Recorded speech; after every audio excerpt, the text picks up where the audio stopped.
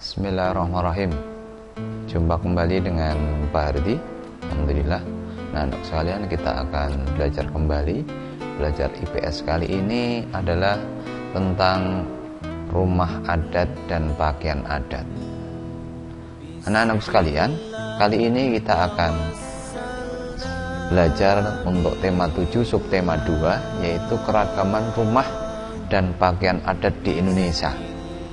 Nah, pada kesempatan kali ini, rumah adat di Indonesia itu adalah merupakan rumah khas suatu daerah yang bentuknya disesuaikan dengan kondisi lingkungan masyarakat setempat.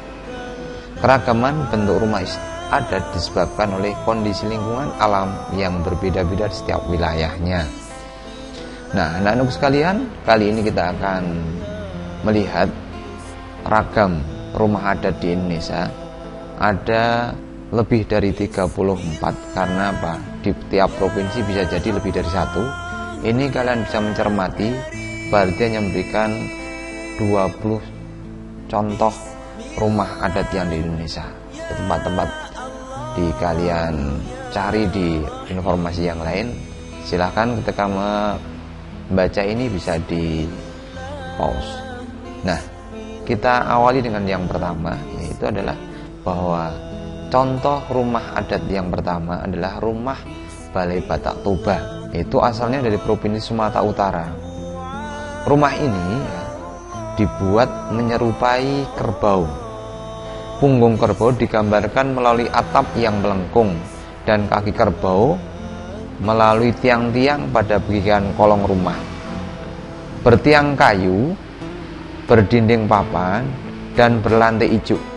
Terdapat ukiran warna merah, putih, dan hitam, merupakan warna khas dari orang-orang yang tinggal di suku Batak. Kemudian yang kedua adalah rumah joglo. Ini asalnya terdapat di Provinsi Jawa Tengah, di DIY, dan di Jawa Timur. Keunikan rumah ini adalah bahwa rumah adat ini terdiri atas bagian pendopo, peringitan, dan omah dalem. Terbuat dari kayu berbentuk persegi panjang, berteras luas, tanpa sekat di bagian depan. Tiang bangunan disebut soko guru, memerlukan lahan luas untuk menerima tamu. Kemudian yang ketiga, rumah panjang. Asal provinsi adalah Kalimantan Barat. Rumah ini adalah rumah panggung, memiliki tinggi 5-8 meter, panjang 180 meter, dan lebar 30 meter. Terbuat dari kayu. Dihuni beberapa keluarga, menggambarkan sifat kebersamaan dan toleransi antara anggota keluarga. Tujuannya dibuat rumah ini adalah melindungi anggota keluarga dari hewan buas dan juga banjir. Kemudian selanjutnya adalah rumah lamin. Rumah lamin berasal dari Kalimantan Timur. Rumah ini panjangnya 300 meter, lebarnya 15 meter, dan tingginya 3 meter. Bisa menampung 100 orang. Terbuat dari kayu ulin, kayu yang tahan panas.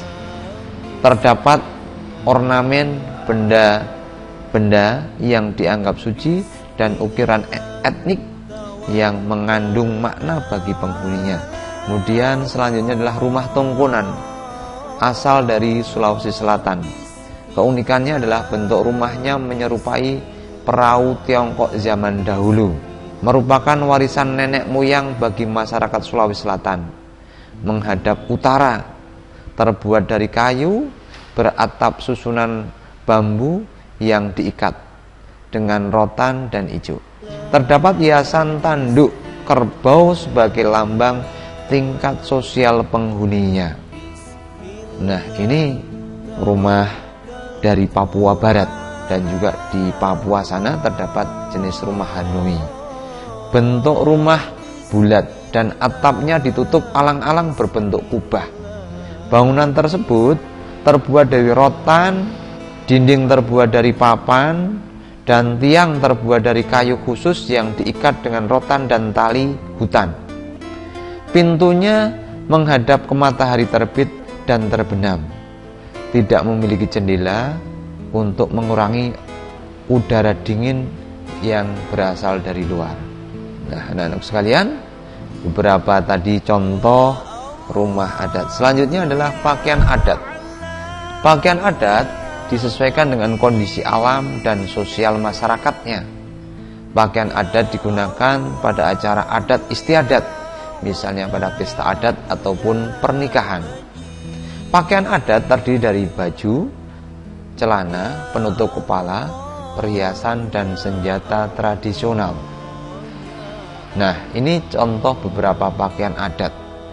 Yang pertama dari wilayah Sumatera, Kepulauan Sumatera, ada Ule Balang dari Aceh, Bundo Kaduang dari Sumatera Barat, Aisan Geda dan Aisan Pasangu dari Sumatera Selatan, dan Tulang Bawang dari Lampung. Nah, ini yang pertama, ini yang di atas adalah contoh gambar pakaian Ule Balang. Kemudian yang kedua dari Pulau Jawa itu ada baju pangsi dari Banten. Ini itu contohnya, gambar yang kedua.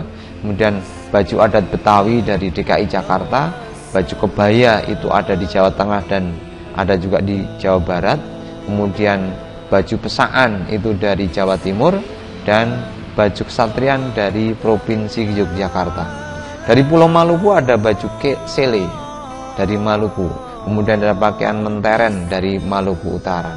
Dan yang selanjutnya adalah dari Kepulauan Kalimantan, ada baju perang atau dari Kalimantan Barat, baju pengantin Bagajah Gamuling Baular Lulut dari Kalimantan Selatan.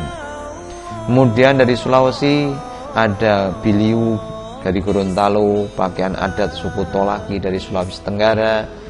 Kemudian ada baju Ngimbi dari Sulawesi Tengah, ada baju Bodo dari Sulawesi Selatan, dan pakaian adat Mandar dari Sumatera Barat. Dan yang terakhir dari Kepulauan Papua ada pakaian adat Ewer dari Papua Barat dan pakaian adat Papua dari Papua Barat. Nah, gambar yang pertama adalah contoh pakaian ataupun baju perang dari Kalimantan Barat. Dan yang kedua adalah contoh baju Bodo dari Sulawesi Selatan.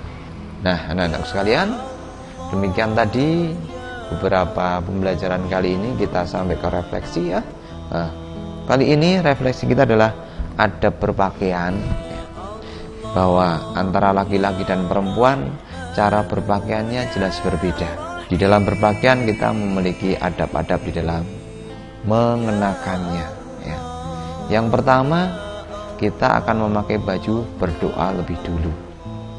Kemudian ketika kita menggunakan pakaian, maka gunakan pakaian yang halal. Jangan sampai pakaian yang haram, pakaian karena mencuri atau karena sebab-sebab yang lain yang menyebabkan pakaian itu menjadi haram. Kemudian pakaian harus menutup aurat. Kemudian ketika memakai, memulai dari sebelah kanan. Kemudian tidak menyerupai lawan jenis. Kalau yang pakaian laki-laki ya dipakai laki-laki, pakaian perempuan ya dipakai perempuan atau wanita. Dan tidak menyerupai pakaiannya orang-orang kafir. Mungkin tidak menutup aurat. Bagi wanita tidak memakai wangi-wangian.